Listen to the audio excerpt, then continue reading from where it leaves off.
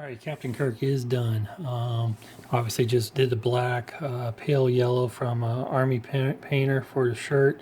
Used the contrast for the metal, gold, brass, whatever you want to call it. Medium skin from Vallejo.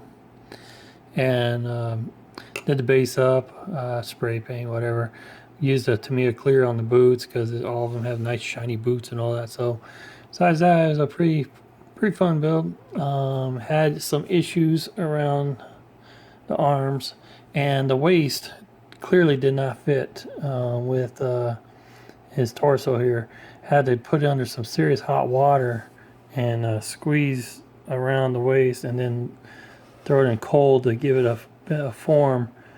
And it actually worked pretty good there. Didn't have to do much major sanding.